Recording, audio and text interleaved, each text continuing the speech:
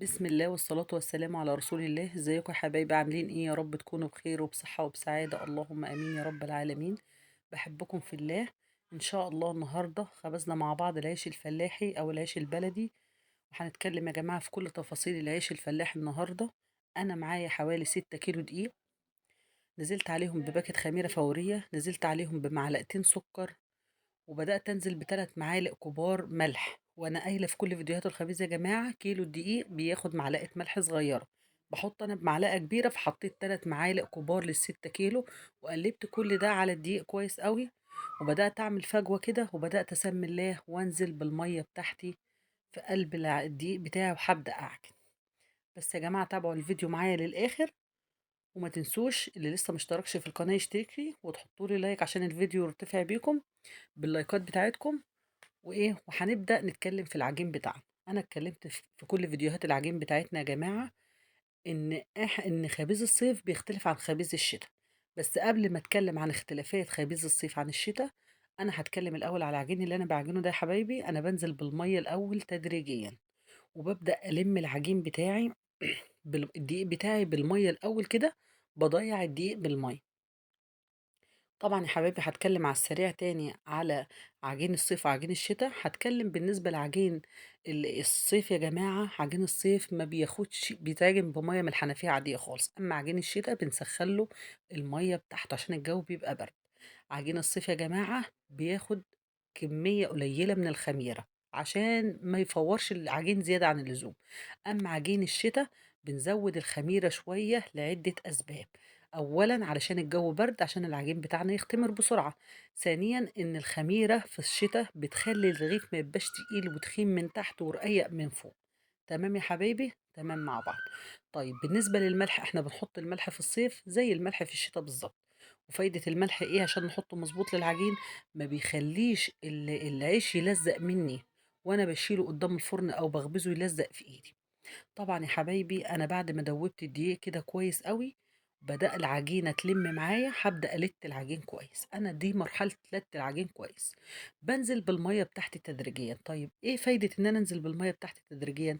أولا يا حبايبي بنزل بالمية تدريجيا علشان العجين ما يضطرش مني زيادة عن اللزوم، وأكون لسه ما لتتوش كويس. ثانيا إن أنا لازم ألت العجين بتاعي كويس. ليه؟ علشان خاطر العجين يربي عرق معايا. كل ما حليت وانزل بالميه تدريجيا حبه بحبه، احس ان العجين محتاج ميه، انزل حبه بحبه كده وقلت كويس علشان يربي عرق معايا. كمان العجين بتاعي، اللهم صل وسلم وبارك على سيدنا محمد، كل ما تلتي فيه وتعجني فيه لونه يفتح معاكي ويبيض. شايفين لونه فات بيفتح ازاي؟ كل ما تعجني لونه يفتح ويبيض بالشكل اللي انتوا شايفينه. العجين في اي عجين يا جماعه كل ما تعجني فيه كل ما لونه يفتح معاك، العجينه تفتح معاك. طيب تمام كده مع بعض. طب يا حبايبي انا اتكلمت بالنسبه للدقيق ونوع الدقيق. انا بفضل ان انا اخبز دقيق زيرو على شويه بلدي، ما بكترش البلدي عشان البلدي ممكن يكون سياح ويبوظ لك الخبزه كلها. فانا بحط ايه؟ لو 6 كيلو زي دول بحط عليهم كيلو بلدي بس. ايه فايده الدقيق البلدي يا جماعه على الدقيق الزيرو؟ الدقيق الزيرو لما بتخبزيه لوحده بيبقى العيش بتاعه ناشف شويه، اما بتحطي الدقيق البلدي بيخليه طري وجميل. بعد ما تخبزيه او تشيليه في فريزر وبعدين تطلعيه عشان تاكليه، بيبقى العيش طالع بيبقى طري كأنك لسه خبزاه ومطلعاه من الفرن. طبعا انا بتابع معاكم الفيديو وانا بلت العجين. طب خلصت اللت بقى، دخلنا في مرحلة طب العجين. بطب العجين ده ليه يا حبايبي؟ علشان ادخل فيه هوا. انا مش عارفة انتوا بتسموه عندكم طب ولا بتسموه ايه، بس احنا بنسميه طب. اكتبوا لي في التعليقات انتوا لو بتخبزوا بالطب او بتعملوا المرحلة دي عندكم، اكتبوا لي انتوا بتسموها مرحلة ايه دي. تمام يا حبايبي. طيب انا كده دي مرحله طب العجين. لازم اطب العجين عشان يخش فيه هواء. وطبعا يا حبايبي انا نسيت اقول لكم معلومه كمان. انا بنزل بالميه تدريجيا برضه عشان العجين ما يكتلش منك، ما يكلكعش منك، العجين يبقى كويس معاك. خلصت انا عجين اهوت وشلت ايدي منه، بنضف ايدي كويس وهرشه رشه دقيق كده يا حبايبي. وهترك العجين في مكان ما فيهوش هوا ولا شمس ولا اي حاجه، مكان مقفول وكويس كده، واغطي العجين كويس. باغطيه بغطية تقيلة علشان خاطر العجين يختمر. طبعا العجين بتاعي يا حبايبي بياخد حوالي ساعة ونص خمر معايا. هرش على وشه حبة دقيق بساط كده بالشكل اللي انتوا شايفينه ده. اديني رشيت حبة الدقيق. وطبعا هشيل العجين بتاعي في مكان كويس واغطيه. وطبعا العجين بياخد حوالي ساعة ونص خمر. هاشيل عجين يا حبايبي، وطبعًا خَد معايا الساعة ونُص واختمر العجين، وطلعنا على السطح عشان نخبز في الفرن البلدي النهارده، مش هنخبز في الفرن الغاز يا حبايبي. بدأت إن أنا أقرّص العجين بتاعي، الردة اللي أنتم شايفينها اللي أنا رشيتها دي ردة خبيز. لو أنتم فلاحين عارفين الردة عمومًا الردة بتطلع من دقيق القمح بعد ما ينطحن. تمام يا حبايبي، دي النخالة بقى، دي نخالة الإيه، القمح بتاعنا. لكن أنتم لو مش عارفين الردة، ممكن مخابز العيش البلدي تلاقوا فيها الردة. تمام. تمام، هابدأ أقرّص، باقرّص التقريصة دي يا جماعة على حسب المطرحة اللي عندي، عندِك مطرحة كبيرة قرّصي تقريصة كبيرة، عندِك مطرحة صغيرة قرّصي تقريصة صغيرة.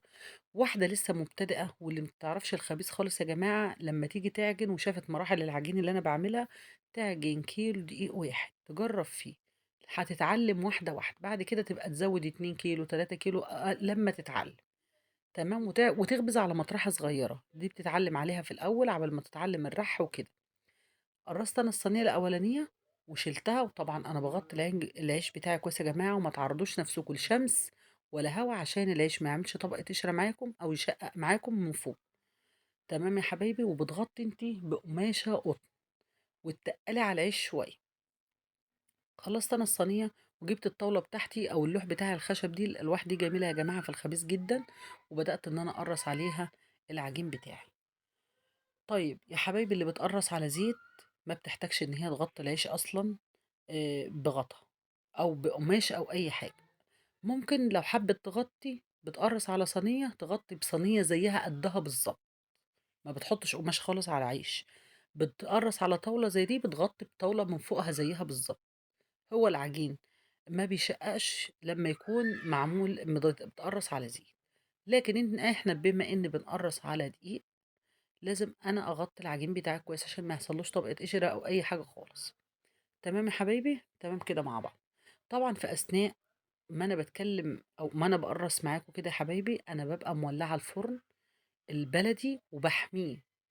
لازم الفرن يكون بإيه، مولّعينه غير الفرن الغاز. الفرن الغاز ممكن أخلّص تقريص وبعدين أولّعه، بياخد 10 دقايق كده معايا يسخن كويس واشتغل في الخبيز فيه على طول. لكن الفرن البلدي لازم نولّعه بدري شوية، نحميه بدري شوية ونسخّنه بدري شوية، علشان إيه، العيش بياخد وقت شوية غير الفرن التاني بياخد وقت شوية.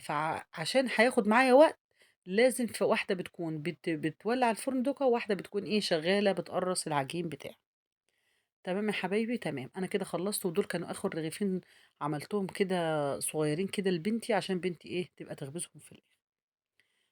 ماشي تمام، صلّينا على الرسول صلى الله عليه وسلم، صلى الله عليه وسلم. بعد ما خلّصنا تقريص كده، هاورّيكم إن أنا خلّصت الفرن بتاعي البلدي، حميته، خلّصته، وبقى تمام التمام معايا. تمام يا حبايبي، تمام. طبعًا يا حبايبي، أنا متكلّمة في فيديوهات العيش كتير أوي، يعني عن الخبيز، وأنتِ ممكن إيه، تخبزي دقيق الغلة العلامة الأولى، بيبقى ممتاز جدًا في العيش البلدي، ممتاز جدًا. ممكن تجيبي بقى الدقيق الزيرو اللي في المحلات اللي برّه، بس حُطّي عليه كيلو بلدي، كيلو واحد زي ما أنا قُلت لِك، علشان يطَرّ منِّك العيش ويخلّيه جميل. تمام، أنا كده ط ط خلّصت كده تقريص، هنبدأ نروح قدّام الفرن نشوف هنخبز إزاي مع بعض. طبعًا أنا باريّح العيش كمان حوالي ربع ساعة بعد التقريص ده يا حبايبي، بيرتاح ربع ساعة بيختمر تاني. ده الفرن بقى بعد ما أنا ولّعته بالشكل اللي أنتم شايفينه ده، وطبعًا أنا مولّعاه، مش أنا يعني ولّعته في أثناء ما أنا باقرّص، بنتي كانت بتولّع لي الفرن، علشان ده غير الفرن الغاز يا حبايبي، وأنا قايلة لكم كويس أوي. خلّصنا طبعًا كده أهوّة، وبدأنا إن إحنا نسمّي الله، وهنبدأ إن إحنا نخبز في العيش بتاعنا يا حبايبي. شايفين أنا ماسكة المطرحة إيد من ورا وإيد من قدّام، وبانطر لقدّام وبارِح وباضبط الرغيف على المطرحة، وبابدأ أسمّي الله وأحدف العيش بتاعي في الفرن بتاعي.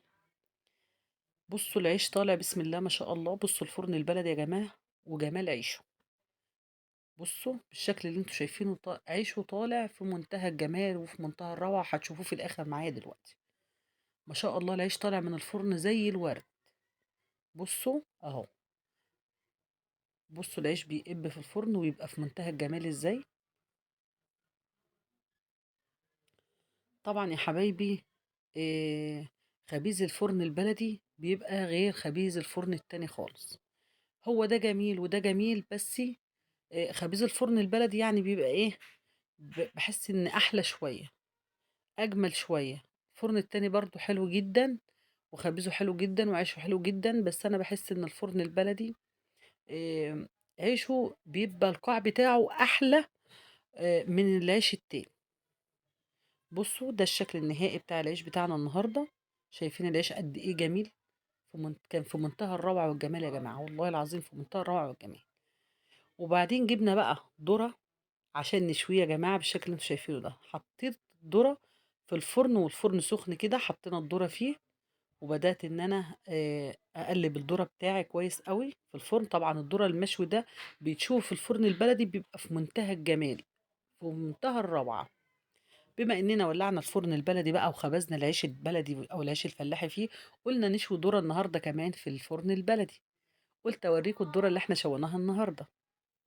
ما شاء الله يا جماعة هتشوفوا شكله يعني طالع من الفرن الفلاحي ده في منتهى الجمال، ما شاء الله. بُصّوا بقى معايا، بتفضلي تقلّبي في الذرة كده طول ما أنتِ حاطّاه عشان ما يتحرقش من ناحية ويبقى أبيض من ناحية تانية. لازم تفضلي تقلّبي فيه في قلب الفرن البلدي كده بالشكل اللي أنتِ شايفاه ده.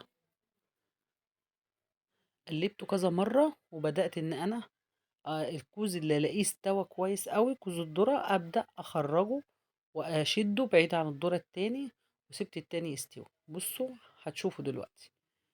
بُصّوا يا جماعة اللي استوى باخرّجه أهو، اللي أحس إن هو استوى في الفرن أخرّجه كده. كان سُخن جدًا أهو. بُصّوا شايفين قد إيه في منتهى الجمال وفي منتهى الروعة. ما شاء الله يا حبايبي لا قوة إلا بالله. خبزنا العيش وعملنا الذرة النهارده. أنا على طول بلدّي معاكم العيش أو بانشّف العيش أو باشوّح العيش زي ما بتقولوا عندكم قولوا، بس النهارده ما عملتش كده عشان أورّيكم الذرة المشوي اللي إحنا شويناه النهارده.